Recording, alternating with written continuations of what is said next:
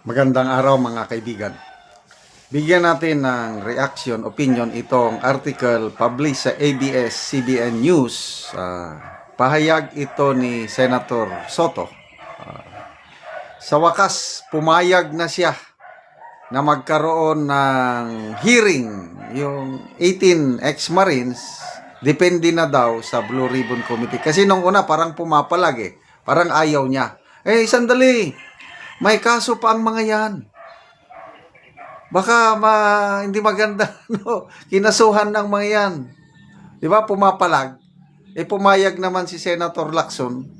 So, good job po, Senator Marcoleta. Nagbunga ang kanyang pangungulit dito kay Soto at kay Senator Lacson. Ito yung title ng article. Soto, up to Blue Ribbon Committee if 18 ex-Marines to face probe. Investigasyon. For Senate President Vicente Soto, it is up to the Senate Blue Ribbon Committee to decide if it will hear the testimony of the 18 supposed former Marines who claim to have made cash deliveries in suitcases to various government personalities. The matter has become a point of contention between Senate President Pro Tempore Panfilo Lacson and Senator Marcoleta, who was panel chair before Lacson. Ito yung exact statement ni Senate President. I leave it to them. Nung una kasi, sandali. Pag-aralan nyo muna. Sinampahan na yan ng mga kaso Nakakatawa. Yung kaso, nasa piskalya pa lang yun. Pwede pa yung mabasura. Depende sa evaluation ng mga piskal. Nang dahil doon, sabi niya, huwag mo na. Di ba? Nakakalata ba kayo? I don't know. Kung parehas tayo nakikita na para bang, huwag mo na. Ngayon, dahil may Marcoletang makulit. Sige na. Bahala na ang Blue Ribbon. Bahala na si Lacson. Sabi niya man ni Lacson, sige, payag ako. Basta pirmahan mo yung Blue Ribbon report. Tinatanong ni Senator Marcoleta, kailan? Huwag niyo akong bitinin. Dapat mag-schedule na tayo. So dito na tayo. Sisingilin na natin si Senator Lacson. Kasi, klaro, doon sa plenary debate, ano bang tawag doon? Kinukulit ni Marcoleta. Si Senator Zubiri ang sumagot. Sabi niya, sinabihan ako ni Senator Lacson, payag na siya para hindi magkagulo. And then, dinugtungan ni Senator Lacson, yes, payag ako. Pwede ba, permahan mo yung Blue Ribbon Committee report? Anong ibig sabihin nun? Inamin ni Senator Lacson na iisa pa lang, according to Marcoleta, inamin na ni Senator Lacson, iisa pa lang ang nakapirma sa Blue Ribbon Committee report. Nilalangaw. Anong ibig sabihin nun? Ayaw nang makialam yung ibang senador.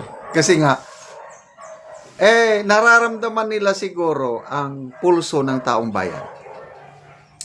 Magbasa ka ng mga comments, magtignan mo ang reaction, mga post tungkol dito sa Marines, sa pahayag ni Soto, pahayag ni Lacson, basta tungkol dito. Ang daming tumatawa, ang daming hindi naniniwala sa mga rebuttal o sa mga deny. Sa mga Marines naman, ang daming nagpapasalamat, ang daming humahanga, ang daming, basta ako, hangang-hanga ko sa mga ex-Marines na yan. Yung manifesto of support na sinimulan ni General Puki, sobra 100 nang nakapirma Ang daming mga retired generals na PMAR. Meron pang Medal of Valor awardee. Si Brigadier General Noel Buwan. Alam mo, mga living heroes ang mga Medal of Valor awardees. mula nung naitatag ang Armed Forces of the Philippines 1935. As of now, recorded only 43 ang recipients ng Medal of Valor. And 17 of them are still alive. So sa 17 na living heroes natin, isa si General Bowen, pumirma sa Manifesto for Support. Ibig sabihin, naniniwala ako sa sinasabi ng mga brave Marines. Oh. Sabi ni Senator Lacson, lacking in believability. So sino ang mas matimbang? Si Lacson, kahit 4-star general pa siya, o ang living hero, General Bowen na nakatanggap ng Medal of Valor? To me, baliwala si Lacson doon sa Medal of Valor awardee. Kasi ang Medal of Valor awardee sa mga gatherings, public gatherings sa loob ng korte, sa wherever, pag pumasok ang isang awardee ng Medal of Valor, isusuot niya yung medalya niya, lahat tatayo in honor, in respect sa medalyang suot-suot niya. Ganyan po katindi ang Medal of Valor awardee. Itong mga living recipients ng Medal of Valor, if I'm not mistaken, nasa more than 100,000, 125,000 per month ang kanilang benefits. Tingnan nyo. Kaya, hindi nila makayanan ang claymore ng taong bayan. Dahil ang daming naghahanap ng katotohanan. Bakit hindi patawag? Hindi pwedeng sabi na, hindi, discharge siya, mga ano.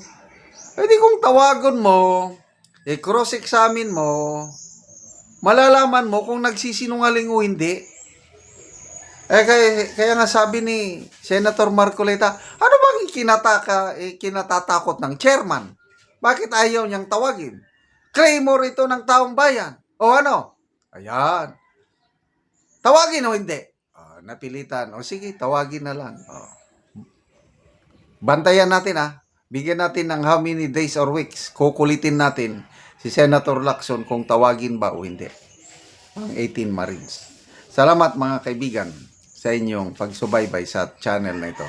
Nakakatulong kayo ng malaki sa tribong Talandig ng Bukidnon dahil ang income natin sa channel na ito is pantulong sa tribo. Namimigay tayo ng libreng yero at pako para makapagpatayo sila ng mas maayos na tirahan. Panoorin niyo ang video na ito. Ang among ginahatagan og giyero.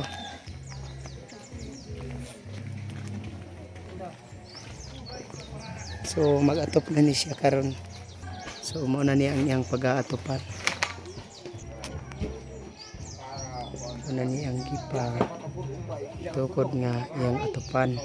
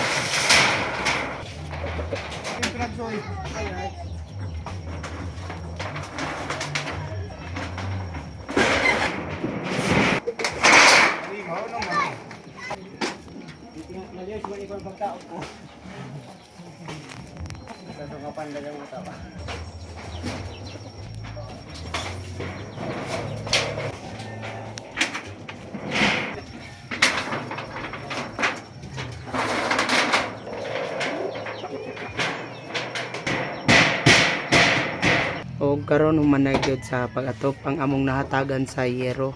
Humana niya og atop iyang balay. Sa Ginoo sa nagtabag sa sin og nagtabag sa sin di palit ko atong busot na duro na kayo so salamat kayo sa nagatag sin kay na is na nagid akong atop Tanan. Oh, di na ko mula kaya akong sinapulian nagbago. So salamat kayo. Salamat kayo.